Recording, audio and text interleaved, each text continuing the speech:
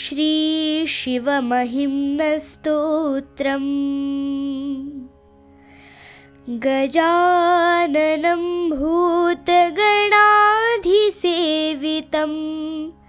कपित्थजम्बूफलचारुभक्षणम् उमासुतं शोकविनाशकारकम् नमामि विघ्नेश्वरपादपङ्कजम्। श्रीपुष्पदन्त उवाच महिम्नः पारन्ते परमविदुषो यद्य सदृशी स्तुतिर्ब्रह्मादीनामपि तदवसन्नास्त्वयि गिरः अथावाचः सर्वस्वमतिपरिणामावधिगृह्णन् ममाप्येष स्तोत्रे हरनिरपवादः परिकरः अतीतः पन्थानं तव च महिमा वाङ्मनसयो रतद्व्यावृत्यायं चकितमभिधत्ते स्तुतिरपि सकस्य स्तोतव्यः कतिविधगुणः कस्य विषयः पदे त्वर्वाचीने पतति न मनः कस्य न वचः मधुस्फीता वाचः परममृतं निर्मितवतस्तव ब्रह्मन् किं वा गपिसुरगुरोर्विस्मयपदं मम त्वेतां वाणीं गुणकथनपुण्येन भवतः पुनामीत्यर्थेऽस्मिन् पुरमथनबुद्धिर्व्यवसिता तवैश्वर्यं यत्तज्जगदुदयरक्षाप्रलयकृत् त्रयीवस्तु व्यस्तं तिसृषु गुणभिन्नासु तनुषु अभव्यानामस्मिन् वरदरमणीयामरमणिं विहन्तुं व्याक्रोशिं विदधत इहैके जडधियः किमिह किङ्कायः स खलु किमुपायस्त्रिभुवनं किमाधारो धाता सृजति किमुपादान इति च अतर्क्यैश्वर्ये त्वयि यनवसरदुःस्थो हतधियः कुतर्कोऽयं कांश्चिन् मुखरयति मोहाय जगतः अजन्मानो लोकाः किमवयववन्तोऽपि जगता मधिष्ठातारं किं भवविधिरनादृत्य भवति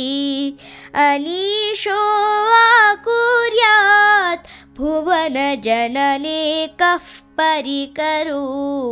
यतो मन्दास्त्वां प्रत्यमरवरसंशेरत इमे त्रयी सांख्यं योगः पशुपतिमतं वैष्णवमिति प्रभिन्ने प्रस्थाने परमिदमदः पथ्यमिति च रुचीनां वैचित्र्याद्रिजुकुटिलनानामथजुषां नृणामेको गम्यस्त्वमसि पयसामर्णव इव महोक्षः खट्वाङ्गं परशुरजिनं भस्मफणिनः कपालं चेतीयत् तव वरदतन्द्रोपकरणं सुरास्तां तां रिद्धिं विदधति भवद्भ्रूप्रणिहितां न हि स्वात्मा रामं विषयमृगतृष्णा भ्रमयति ध्रुवं कश्चित् सर्वं सकलमपरस्त्वद्ध्रुवमिदं परो ध्रुव्याद्रव्ये जगति गदति व्यस्तविषये समस्तेऽपि तस्मिन् पुरमथनतैर्विस्मित इव स्तुवञ्जिह्रे मे त्वां न खलु ननु धृष्टा मुखरता तवैश्वर्यं यत्नाद्यदुपरि विरिञ्चिर्हरिरधः परिच्छेतुं याता वनलमनलस्कन्धवपुषः ततो भक्तिश्रद्धा भरगुरुगृणद्भ्यां गिरिशयत् स्वयं तस्थेताभ्यां तव किमनुवृत्तिर्न फलति अयत्नादापाद्य त्रिभुवनमवैरव्यतिकरं दशास्यो यद्बाहु नभृतरणकण्डूपरवशान् शिरः पद्मश्रेणी रचितचरणाम्भोरुहबलिः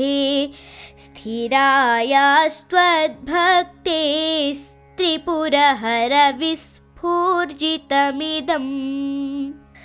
अमुष्य त्वत्सेवा समधिगतसारं भुजवनं बलात् कैलाशेऽपि त्वदधिवसतो विक्रमयतः अलभ्यापताले प्यलसचलिताङ्गुष्ठशिरसि प्रतिष्ठा त्वय्यासीत् ध्रुवमुपचितो मुह्यति खलः यदृद्धिं सूत्राम्णो वरद परमोच्चैरपि सति मधश्चक्रेर्वाणः परिजनविधेय त्रिभुवनः न तच्चित्रं तस्मिन् वरिवसितरे त्वच्चरणयोर्न कस्या उन्नत्यै भवति शिरसस्त्वय्यवनतिः अकाण्ड ब्रह्माण्ड क्षयचकितदेवासुरकृपा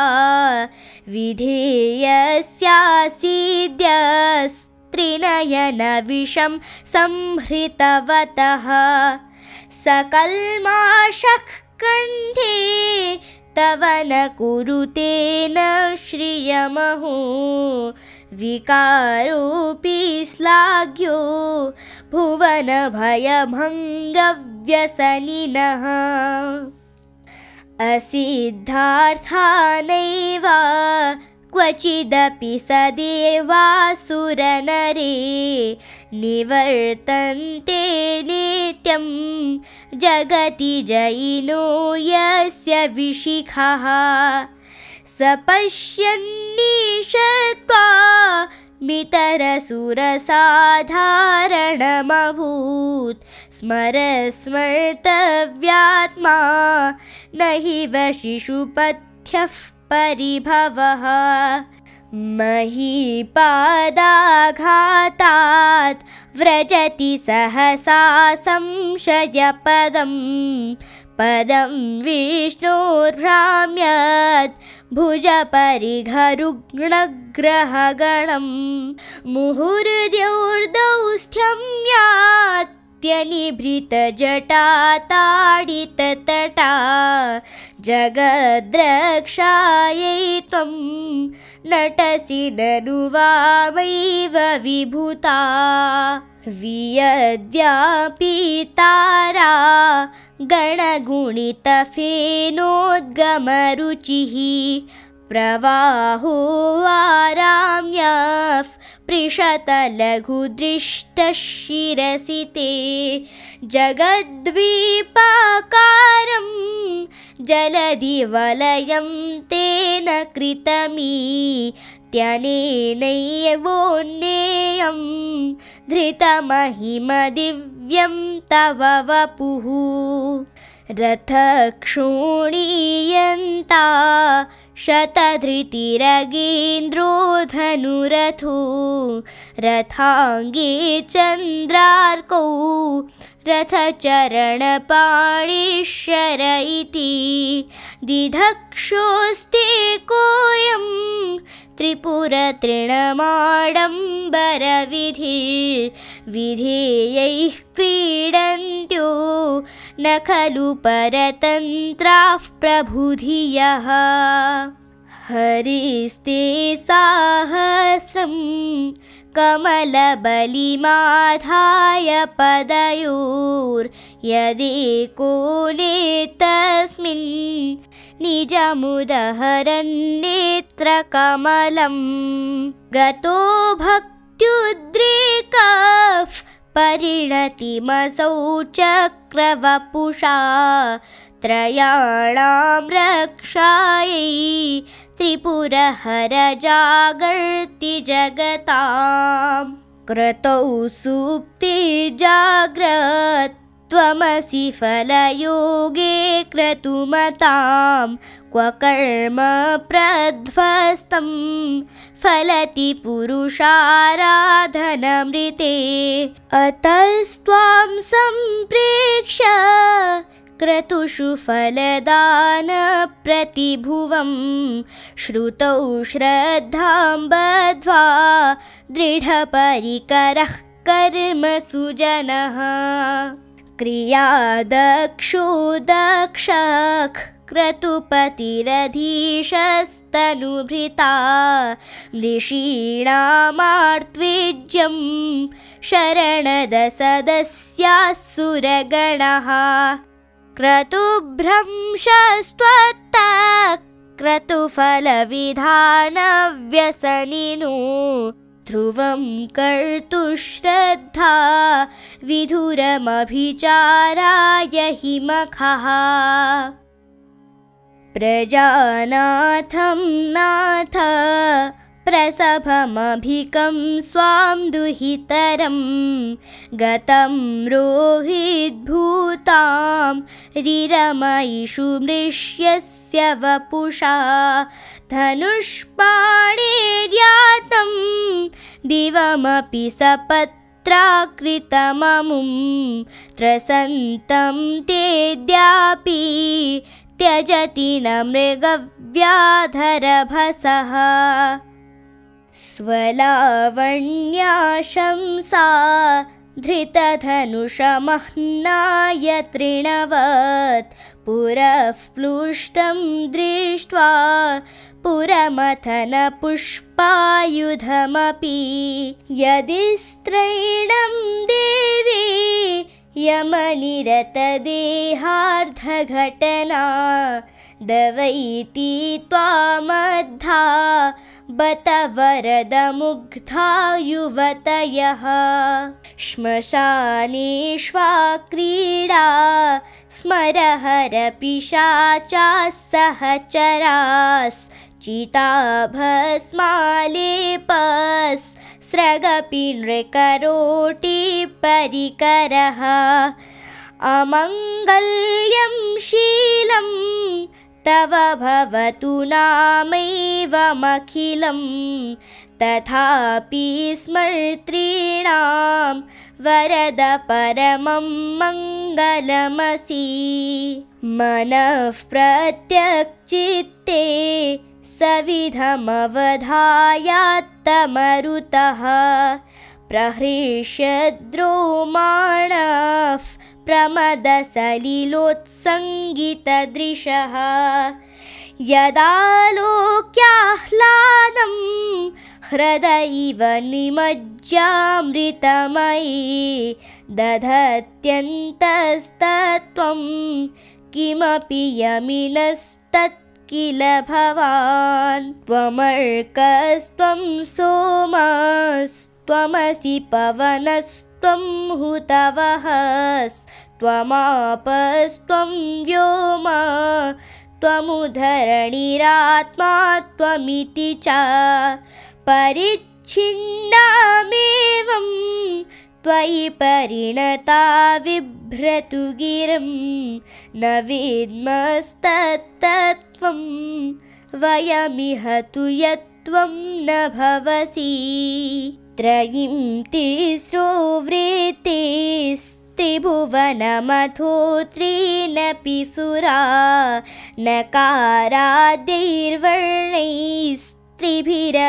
नकाराद्यैर्वर्णैस्त्रिभिरभिदधत्तीर्ण विकृती तुरीयं ते धामा ध्वनिभिरवरुन्धानमणुभिः समस्तं व्यस्तं त्वां शरणदगृणात्योमिति पदं भवः शर्वो रुद्रः पशुपतिरथोग्रः सह महांस्तथा भीमेशाना विधियदविधानाष्टकमिदम् अमुष्मिन् प्रत्येकं प्रविचरति देवश्रुतिरपि प्रियायास्मै धाम्ने प्रविहितनमस्योऽस्मि भवते नमो नेदिष्ठाय प्रियदवदविष्ठाय च नमो नमः क्षोधिष्ठाय स्मरहरमहिष्ठाय च नमः नमो वर्षिष्ठाय त्रिनयनयविष्ठाय च नमो नमः सर्वस्मै ते तदिदमिति सर्वाय च नमः बहलरजसे विश्वोत्पत्तौ भवाय नमो नमः प्रबलतमसे तत्संहारे हराय नमो नमः जनसुखकृते सत्वोद्रिक्तौ मृडाय नमो नमः प्रमहसि पदे निस्त्रैगुण्ये शिवाय नमो नमः कृशपरिणतिचेतः क्लेशवश्यं क्वचिदं क्व च तव गुणसीमोल्लङ्घिनी शश्वदृद्धिः इति चकितममन्दीकृत्य मां भक्तिराधाद् वरदचरणयोस्ते वाक्यपुष्पोपहारम् असितगिरिसमं स्यात् कज्जलं सिन्धुपात्रे सुरतरुवरशाखा लेखनी पत्रमूर्वी लिखति यदि गृहीत्वा शारदा सर्वकालं तदपि तव गुणानामीशपारं न याति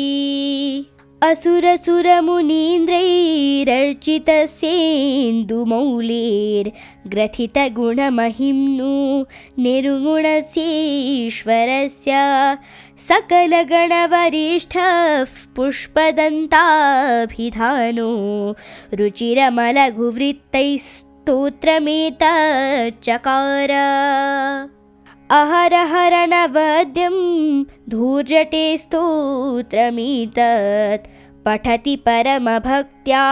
शुद्धचित्तः पुमान्यः स भवति शिवलोके रुद्रतुल्यस्तथात्र प्रचुरतरधनायुः पुत्रवान् कीर्तिमांश्च दीक्षादानं तपस्तीर्थं ज्ञानं यागादिकः क्रियाः महिम्नस्तव पाठस्य कलां नार्हन्ति षोडशीम् आसमाप्तमिदं स्तोत्रं शिवमीश्वरवर्णनम् अनौपम्यं मनोहारी पुण्यं गन्धर्वभाषितं महेशान्नापरो देवो महिम्नो नापरा स्तुतिः अघोरान्नापरो मन्त्रो नास्ति तत्त्वं गुरुः परम् कुसुमदशननामा सर्वगन्धर्वराज शिशुशशधरमौलिर्देवदेवस्य दासः स खलु निजमहिम्नो भ्रष्ट एवास्य रोषात् स्तवनमिदमकार्षीद् दिव्यदिव्यं महिम्नः सुरवरमुनिपूज्यं स्वर्गमोक्षैकहेतुं पठति यदि मनुष्यः प्राञ्जलिर्नान्यचेतः व्रजति शिवसमीपं किन्नरैस्तूयमानः स्तवनमिदममोघं पुष्पदन्तप्रणीतम् श्रीपुष्पदन्तमुखपङ्कजनिर्गतेन स्तोत्रेण किल्बिषहरेण हरप्रियेण कण्ठस्थितेन पठितेन समाहितेन सुप्रीणितो भवति भूतपतिर्महेशः इत्येषा वाङ्मयी पूजा श्रीमच्छङ्करपादयोः अर्पिता तेन देवेशः प्रीयतां मे सदाशिवः